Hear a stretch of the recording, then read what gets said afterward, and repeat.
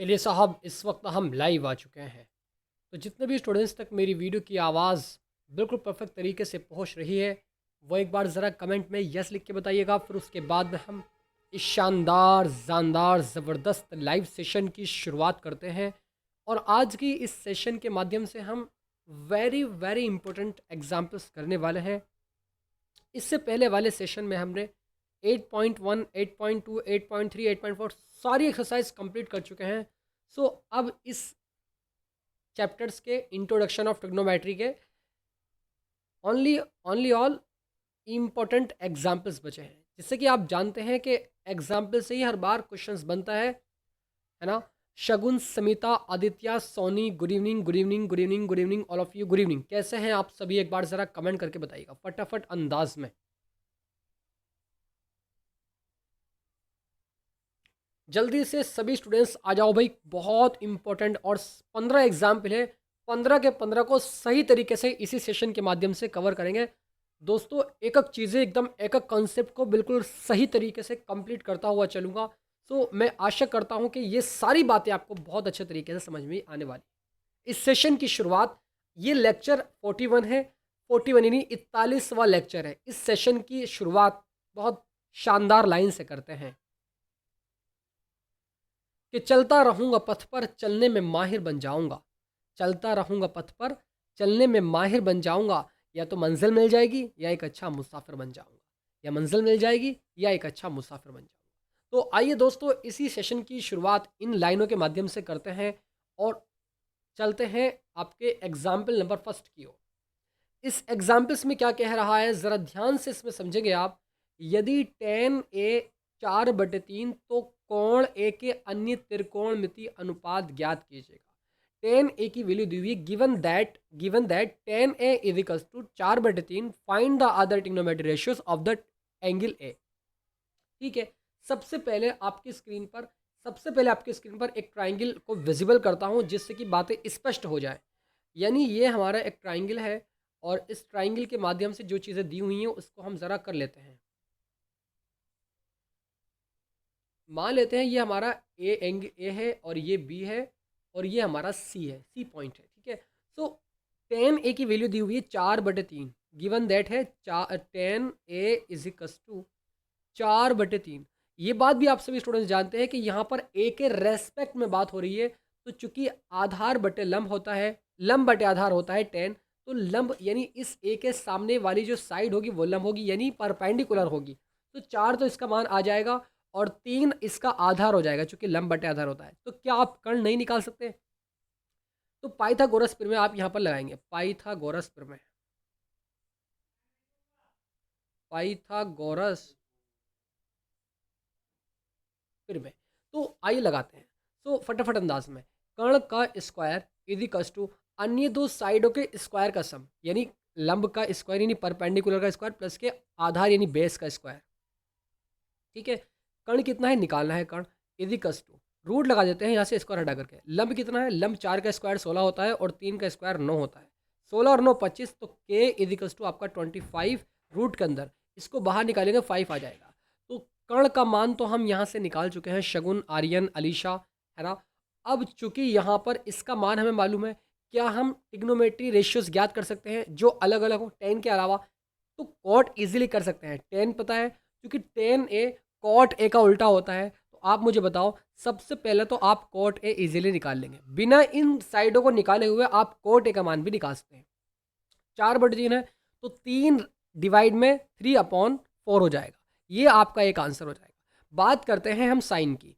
Sign ए क्या होता है? साइन ए आप मुझे बताओ, साइन ए क्या होता है? आपका जवाब आने वाला है, साइन ए जो होता है वो लंब बटे कर्ण होता है, यानी परपेंडिकुलर अपॉन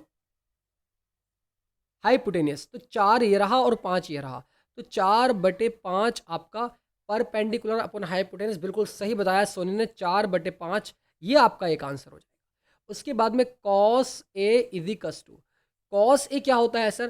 कॉस जो होता है वो आधार बटे कर्ण होता है। ये वाला फॉर्मूला आपको बताया था, पंडित बद्री प्रसाद हर हर बोल, सोना चांदी तोल, है ना। क्योंकि यहाँ पर सी मतलब कॉस, कॉस मतलब बेस अपॉन हाइपोटेनस। बेस कितना है इसका 3 और हाइपोटेनस इसका 5 है, 3/5 इज द राइट आंसर। ये आपका एक आंसर हो जाएगा, ठीक है।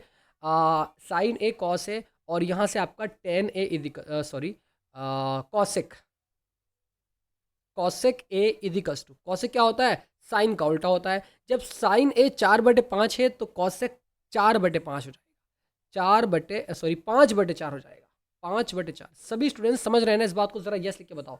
सारे एग्जाम्पल्स करेंगे, 5/4 आपका यहाँ पर ये हो जाएगा। जब कॉस से 3/5 है तो इस तरीके से सेक ए आपका 5/3 हो जाएगा, is the right answer. Very good students. अगले वाले एग्जाम्पल्स की ओर चलते हैं फटाफट अंदाज में।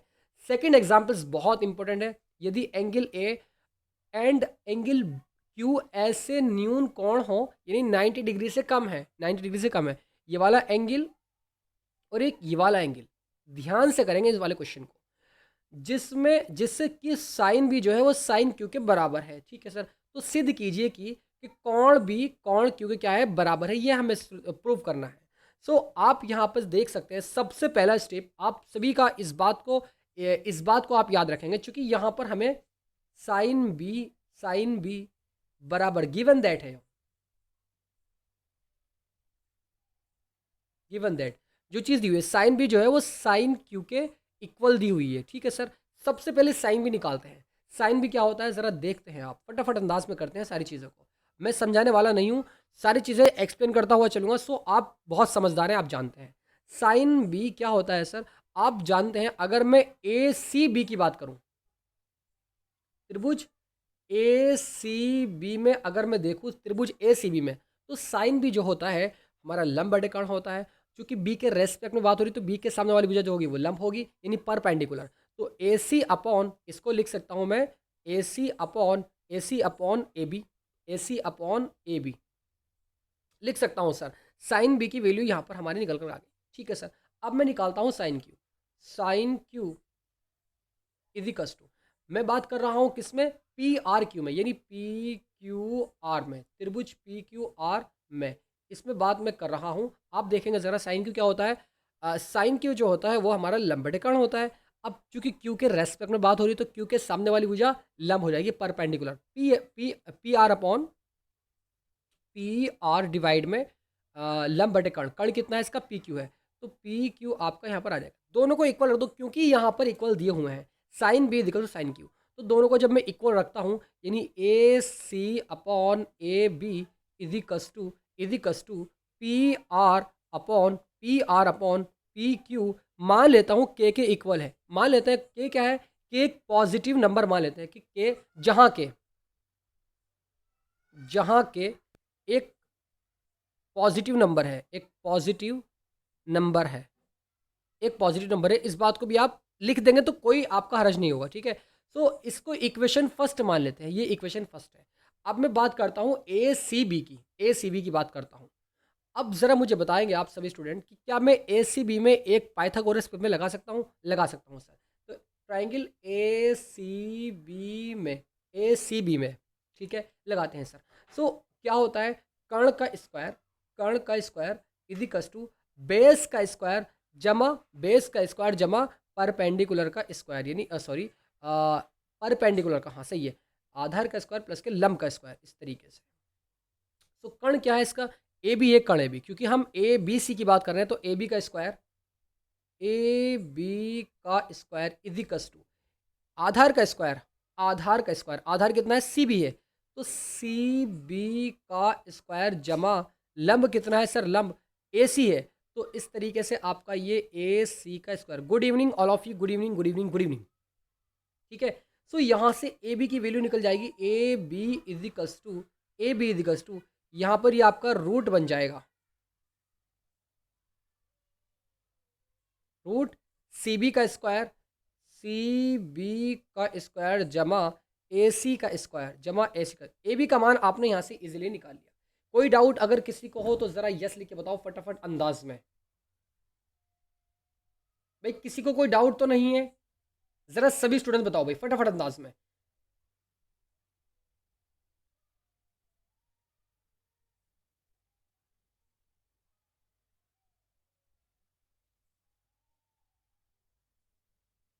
एक काम करते हैं, बेटा, यहाँ पर एक काम करते हैं, हम इस वाली साइड को निकाल रहे हैं ना, इस वाली साइड को देखो, मैं थोड़ा डॉटेड करता हूँ इसको, इस वाली साइड को निकालते हैं, इस दोनों साइडों को, यानी सी बी का और आर क्यू का मान निकालते हैं, फिर दोनों को बराबर रख देंगे हम, ठीक है। आइए देखते हैं, वही करते हैं काम, क्योंकि उनके रेशियो हम बाद में देखेंगे, रेशियो इन दोनों लाइनों के, इन दोनों साइडों के, सी बी के और आर क्यू के, दोनों को रेशियो के रूप में रख देंगे, फिर उसके बाद में आगे की प्रक्रिया चलेगी। सो इसको हम थोड़ा सा यहाँ से रफ करता हूँ मैं, और यहाँ से मैं निकालता हूँ सी बी की वैल्यू, निकालता हूँ। तो आप मुझे बताओ, इस ए सी को उधर लेकर जाता हूँ तो ये माइनस का हो जाएगा, तो C B square equals to A B का स्क्वायर माइनस के ए सी का स्क्वायर। इस सी बी के होल स्क्वायर को, यहाँ से स्क्वायर को हटाऊंगा, उधर जाकर के रूट बन जाएगा, तो C B equals to root A B square minus के ए सी का स्क्वायर, ठीक है। ये आपका सी बी का मान आ गया। अब आप बात कीजिएगा इसमें, यानी पी क्यू आर में, त्रिभुज पी क्यू आर में, आप आर क्यू का मान निकालो, क्योंकि यहाँ पर लगाना पड़ेगा पाइथागोरस प्रमेय, यानी कर्ण का स्क्वायर इक्वल्स टू लंब का स्क्वायर जमा आधार का स्क्वायर, ये फॉर्मूला होता है, ठीक है।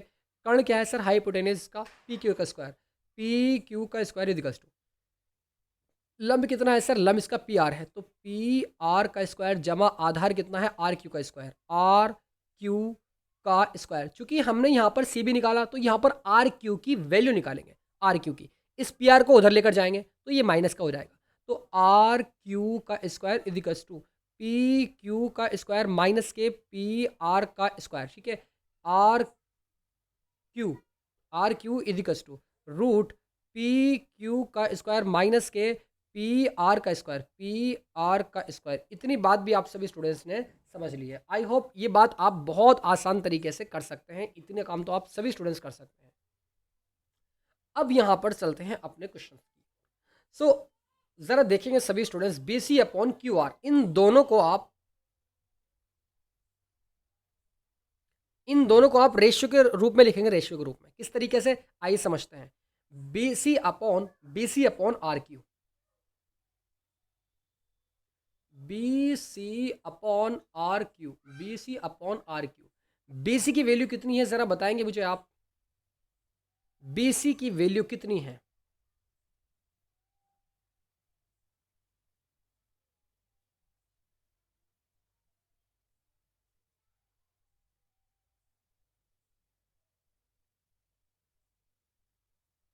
सुमित, वेलकम आपका इस सेशन में।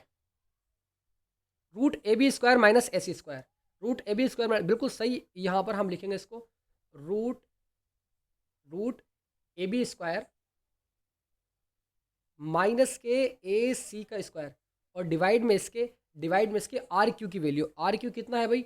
आर क्यू यहाँ से root P Q square minus P R square, P Q square root P Q square minus के पी क्यू स्क्वायर माइनस के पी आर स्क्वायर, माइनस के पी आर का स्क्वायर। इतनी बात भी आप सभी स्टूडेंट्स समझ गए हैं? ज़रा बताओ भाई, यस लिख के बताओ, बातें समझ आ रही है नहीं आ रही? आ रही है या नहीं? ज़रा सभी स्टूडेंट्स बताओ फटाफट अंदाज में।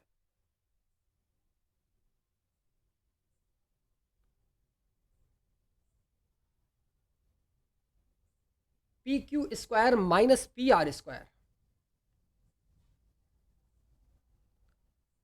अब आप इसकी जगह आप मुझे बताओ, आप यहाँ पर जो आपको ये ए बी स्क्वायर नज़र आ रहा है, ए बी स्क्वायर, और इस तरीके से आप इसको लिख सकते हैं क्या? इस A B square minus A C square को, A B square minus A C square को आप लिख सकते हैं K square P Q square, root K square P Q square, K square P Q square, और minus K square P R square,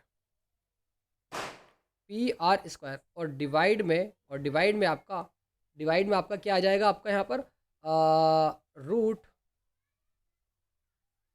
P Q का square minus के P R का square. चूंकि ये दोनों क्या है, आपस में बराबर है, साइन बी जो है वो साइन क्यू के बराबर है, दोनों जो आपके नज़र आ रहे हैं ये एंगल, ये दोनों एंगल आपस में बराबर दिए हुए हैं। जब बराबर दिए हुए हैं तो इसके अकॉर्डिंग हमने इसको रखा, तो आई होप इस बात को आप इजीली समझ रहे होंगे, ठीक है, समझ गए। तो ऊपर से हम यहाँ से के स्क्वायर को बाहर कॉमन ले लेंगे, रूट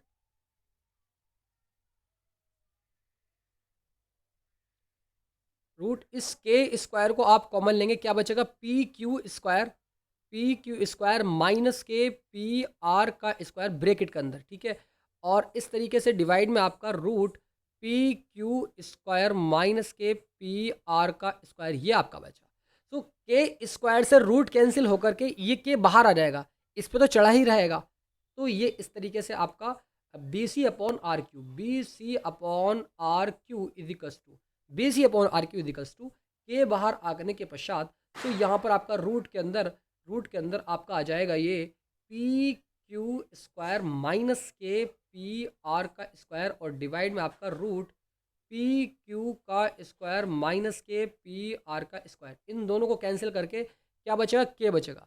तो के किसके बराबर है, B C upon P Q के इक्वल आ गया। क्या मैं इसको यानी B C upon R Q equals to K आ चुका है।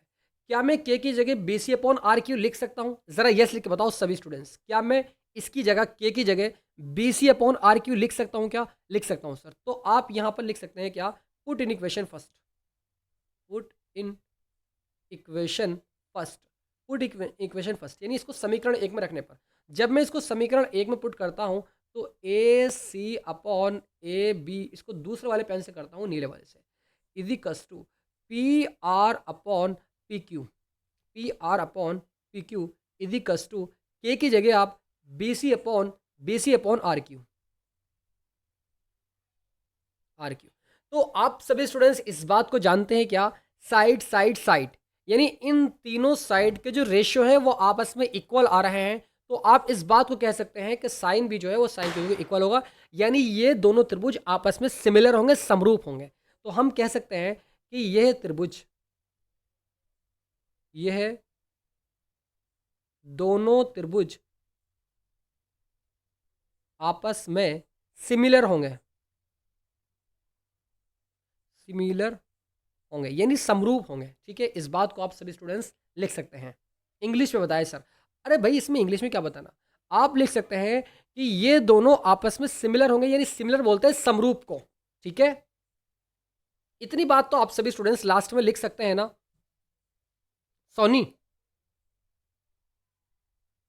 इतना लिख देंगे तो काम चल जाएगा आसान से। शगुन जरा बताओ इंग्लिश में क्या लिखना है इनको, बताओ जरा, ठीक है, बताओ जरा क्या लिखना है इनको। ये दोनों त्रिभुज आपस में सिमिलर होंगे, तो किस कसौटी से, एस साइड कसौटी से, साइड से आप देख सकते हैं इनके सभी के रेशियो आपस में बराबर हैं, यानी A C upon P are. एक काम आप इसमें और कर सकते हैं, एक मिनट रुको, यहां पर आप एक काम और कर सकते हैं,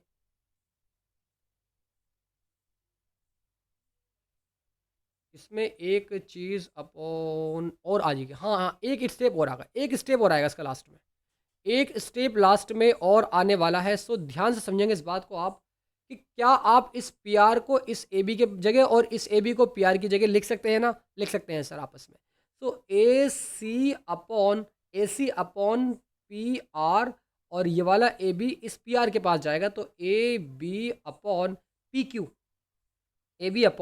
क्यू, अब बिल्कुल सही हो जाएगा, equals to B C upon